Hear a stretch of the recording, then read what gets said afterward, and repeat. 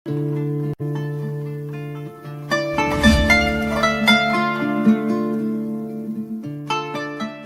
kehadirat Allah Subhanahu wa taala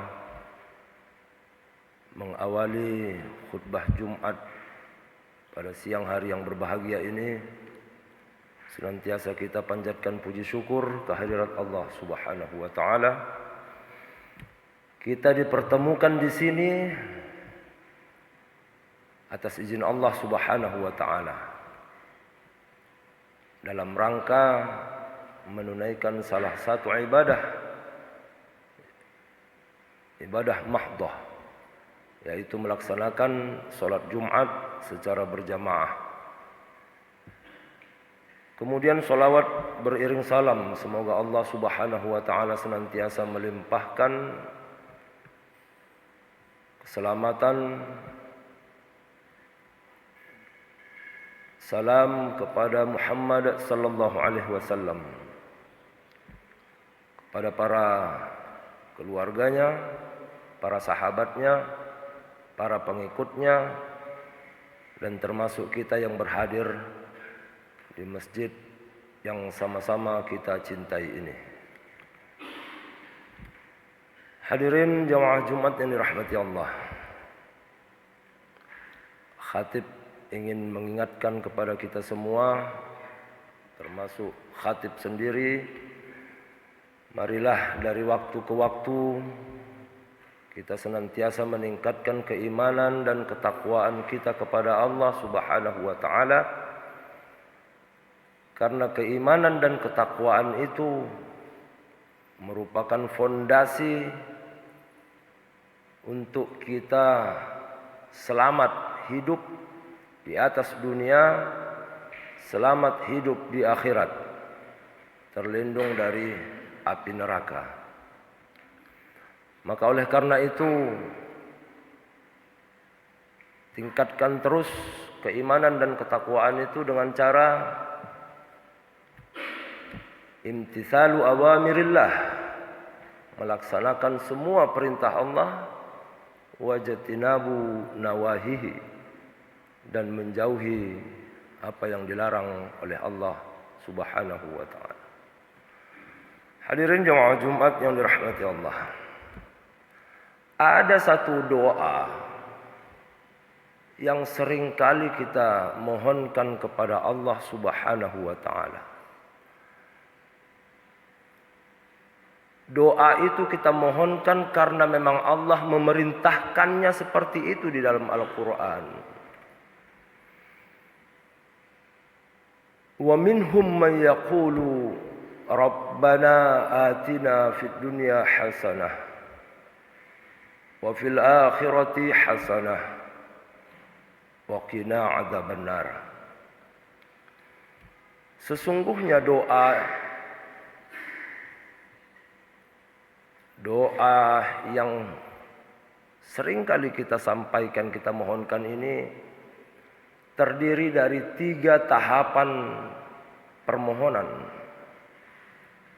Tahapan pertama adalah fid dunya hasanah, tahapan yang kedua fil akhirati hasanah, tahapan yang ketiga adalah waqina adzabannar.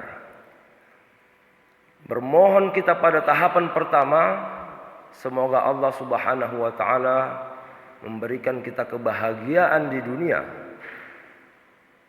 Permohonan yang kedua, bermohon kita selamat hidup kita di akhirat. Dan permohonan yang ketiga adalah terlindung dari azab siksa api neraka yang sangat panas. Hadirin jemaah Jumat yang dirahmati Allah, kebahagiaan yang dimohonkan untuk dunia paling tidak ada 6 indikator kebahagiaan orang hidup di dunia itu. Yang pertama adalah al-afiyah. Ma hiya al-afiyah? Al-afiyah hiya kesehatan yang menjadikan orang itu semakin dekat kepada Allah. Karena tidak semua orang sehat semakin dekat kepada Allah. Jadi al-afiyah itu adalah orang sehat dengan kesehatannya menjadi jalan dia semakin dekat kepada Allah Subhanahu wa taala. Itu namanya al-afiyah. Kesehatan yang membawa orang semakin dekat kepada Allah Subhanahu wa taala. Itu salah satu indikator permohonan kenapa kita minta hidup bahagia di dunia. Karena kita mohon dilimpahkan kesehatan, di mana kesehatan itu menjadi jalan kita semakin bersyukur dan semakin dekat kepada Allah Subhanahu wa taala. Bukan justru sebaliknya. Kesehatan justru melalaikan dia dengan menjalankan kewajibannya kepada Allah Subhanahu wa taala dan seterusnya. Kemudian permohonan yang kedua dari kebahagiaan di dunia itu adalah al-kafah. Al-kafah itu artinya kecukupan, ketercukupan. Tidak mesti banyak. Yang penting ketika dibutuhkan ada dia.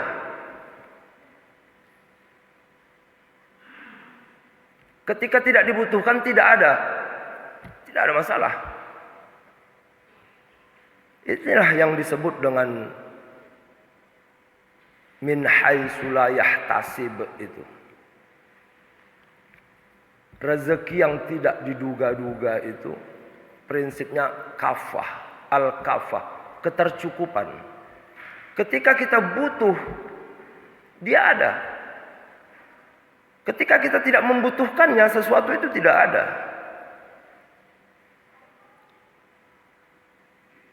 Rasul sallallahu alaihi wasallam mengajarkan kita kepada sebuah doa, Allahumma inni as'aluka ridha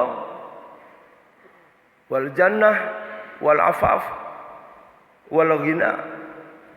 Jadi tidak mesti banyak. Cukup. Wa man yattaqillah yaj'al lahu makhraja. Jadi kalau seseorang ingin rezekinya dicukupkan, cukuplah dia menjadi orang yang bertakwa. Takwa. Wa man yattaqillah yaj'al lahu makhraja. Allah berikan jalan keluar. Kemudian yang ketiga adalah al-azwatu salihah atau al-azwazu salih was salihah. Kebahagiaan di dunia yang kita mohonkan kepada Allah Subhanahu wa taala itu ditandai dengan permohonan menjadi pasangan yang mendekatkan kita kepada Allah Subhanahu wa taala. Jadi ketika seseorang dijodohkan, seorang laki-laki dijodohkan mendapat jodoh, lalu keberadaan istrinya itu membuat suami semakin dekat kepada Allah Subhanahu wa taala. Bukan justru setelah dia beristri dia semakin lalai dengan kewajibannya kepada Allah Subhanahu wa taala. Demikian juga sebaliknya, seorang wanita ketika dia berjodoh dengan seorang suami, keadaan suaminya itu membuat si istri semakin dekat kepada Allah Subhanahu wa taala. Al-azwazus salih. Jadi pasangan yang baik, pasangan yang membuat mereka semakin dekat kepada Allah Subhanahu wa taala. Kemudian permohonan bahagia di atas dunia itu juga karena kita bercita-cita untuk al-auladul abrar.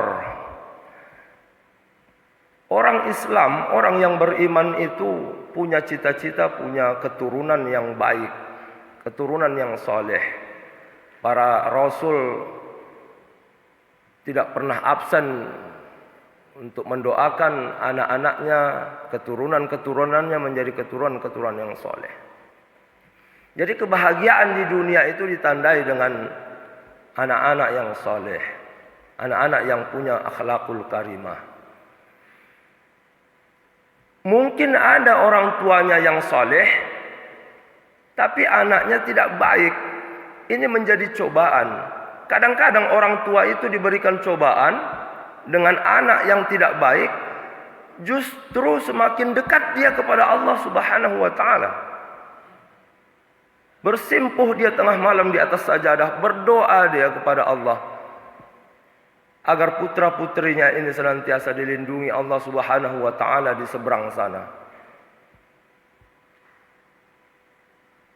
Ada beberapa deretan para nabi dan rasul yang diberikan cobaan seperti itu. Tapi justru ketika anak-anak ini berakhlak buruk, justru orang tuanya pada saat yang sama semakin dekat kepada Allah Subhanahu wa Ta'ala. Ini cobaan. Kemudian yang kelima, indikator kebahagiaan di atas dunia itu adalah al-malus soleh. Punya harta yang harta itu menjadi jalan untuk menunaikan kewajiban kepada Allah Subhanahu wa Ta'ala. Hartanya menjadi sarana untuk mendekatkan diri kepada Allah Subhanahu wa Ta'ala. Coba bayangkan bagaimana kita mengamalkan surah atau perintah berzakat. Wa atuz zakah. Tunaikan zakat. Orang yang menunaikan zakat itu tidak semua orang yang mampu, yang punya harta berlebih, tidak semua. Jadi persoalan membayar zakat bukan punya harta atau tidak punya harta, tapi komitmen apakah harta ini dia jadikan sebagai sarana untuk menunaikan kewajibannya kepada Allah atau tidak. Itu saja. Menunaikan haji. Wa atimul hajja wal umrata lillah. Barangkali masih dekat ingatan kita pada orang yang 2 tahun yang lalu sebelum ada pandemi, di mana orang miskin dengan komitmen menabung dari hari ke hari, dia bisa mendapat kuota untuk berangkat haji.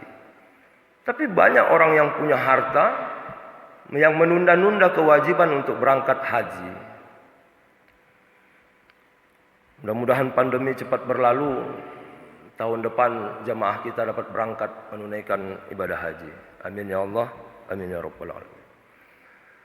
Kemudian yang terakhir, mengapa kita bermohon kebahagiaan di dunia? Karena kita ingin punya al-ilmu bil ma'rifah. Salah satu tanda orang bahagia di atas dunia itu adalah ilmunya mengantarkan dia untuk semakin mengenal siapa Tuhannya. Ini tidak terbatas pada ilmu-ilmu agama saja, tidak. Ilmu kedokteran, jika ilmu kedokteran itu membuat dia semakin yakin kepada Allah Subhanahu wa Ta'ala, ini kebahagiaan di atas dunia. Ilmu yang mengenalkan Allah kepadanya. Tidak terbatas pada hanya ilmu-ilmu agama, orang-orang yang menekuni ilmu-ilmu pendidikan agama, tidak. Ilmu matematika sekalipun, jika ilmu itu semakin menyadarkannya dengan posisinya hidup di atas dunia ini adalah sebagai makhluk Allah, lalu dia melaksanakan kewajiban dan meninggalkan larangan, maka itu adalah buah dari kebahagiaan di atas dunia. Hadirin jemaah Jumat yang dirahmati Allah. Lalu bagaimana caranya supaya doa-doa kita kepada Allah Subhanahu wa taala itu dikabulkan Allah Subhanahu wa taala? Kalau pertama tadi kita ingin kebahagiaan di atas dunia yang ditandai dengan 6 hal, lalu kebahagiaan di akhirat sekaligus mohon perlindungan dari api neraka. Kehidupan di akhirat ditandai dengan bagaimana cara hidupnya di atas dunia. Karena sesungguhnya kehidupan akhirat itu adalah ad-dunya mazra'atul akhirah. Jadi jika yang kita tanam kebaikan, maka insya Allah di akhirat kita akan mendapatkan balasan kebaikan. Tidak bisa lagi kita bersedekah atau berbuat baik di akhirat sana. Karena alam akhirat adalah alam yaumul jaza, hari pembalasan atas apa yang kita lakukan selama hidup di atas dunia. Sekaligus kita bermohon waqina azabannar. Semoga kita terlindung dari siksa api neraka. Mengapa Allah mengajarkan doa padahal sudah bermohon kebahagiaan di atas dunia, kebahagiaan di atas akhirat, tapi kenapa masih perlu lagi permohonan berlindung dari api neraka, dihindarkan dari api neraka? Karena memang ada beberapa ayat Al-Quran dan hadis yang menggambarkan ada orang masuk surga tapi harus melewati tahap pembakaran terlebih dahulu.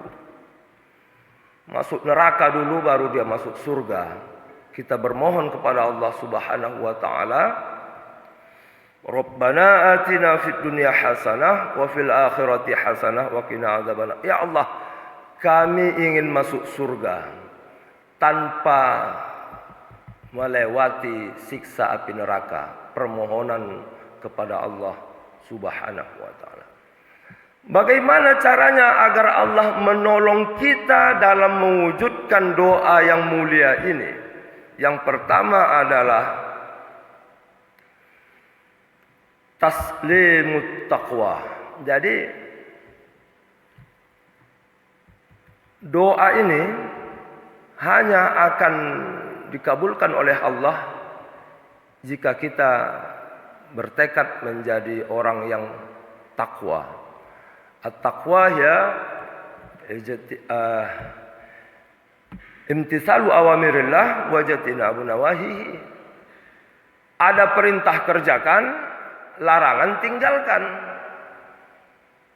Orang-orang yang bertakwa itu hidupnya tenang, tidak risau. Soal rezeki, dia yakin betul, wa ma min dabbatin fil ardi illa 'ala Allahi rizquha.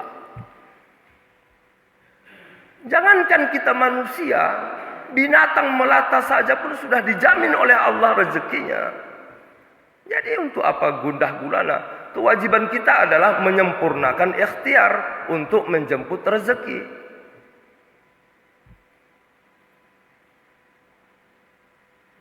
Orang-orang yang bertakwa adalah orang-orang yang bekerja keras, bekerja tuntas, bekerja berkualitas, bekerja ikhlas. Kenapa? Untuk mendapatkan hasil yang maksimal. Karena dia tahu betul bahwa setelah kehidupan di atas dunia ada kehidupan di akhirat sebagai hari pembalasan. Jika dia seorang pedagang yang bertakwa, maka dia menjadi pedagang yang baik.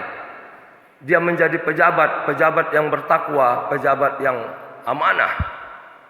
Jika dia menjadi karyawan yang bertakwa adalah karyawan yang baik, karyawan yang disiplin. Kerja keras. Jadi kerja keras ini bukan ajaran di luar agama kita, tidak. Ini perintah Allah Subhanahu wa taala. Bagaimana kita mampu membayar zakat kalau kita tidak bekerja keras? Walillahi 'alan nasi hajjul baiti man istata'a ilaihi sabila. Naik haji hanya mampu diwujudkan dengan bekerja keras.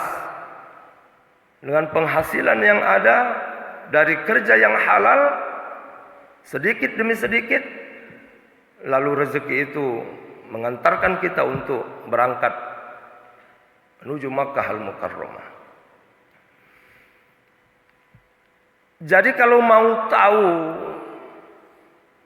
seberapa besar harta itu berkah atau tidak berkah, dengan cara seberapa besar kita termotivasi dengan harta yang ada untuk semakin mendekatkan diri kepada Allah.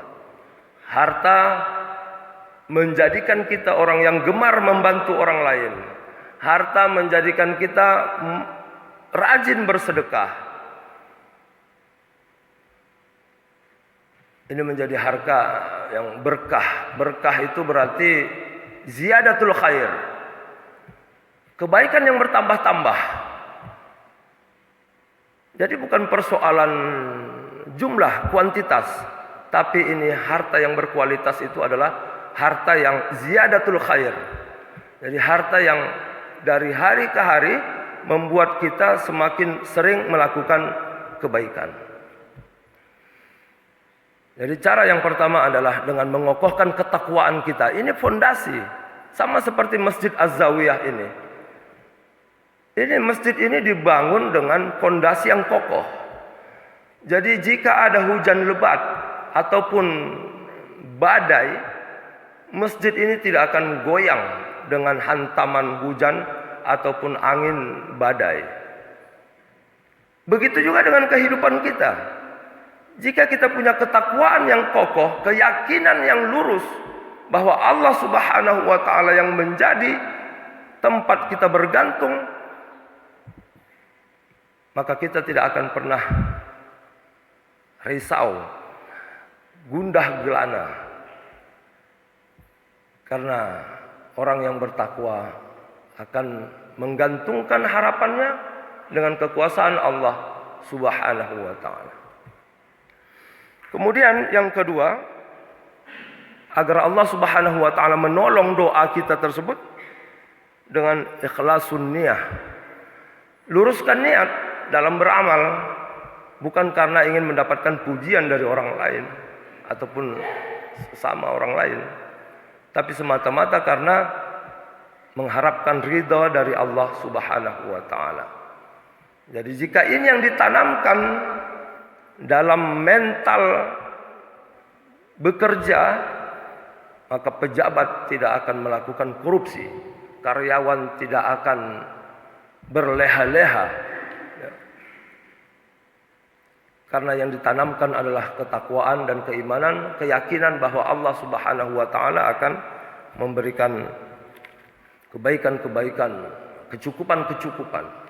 Tidak banyak kurang banyak, tapi yang paling penting adalah yang ada cukup. Ketika kita butuh ada, ketika kita tidak butuh tidak ada, nggak ada masalah. Yang masalah itu ketika kita butuh tidak ada. Nah, ini masalah. Maka supaya ketika kita butuh ada, solusinya adalah at-taqwa.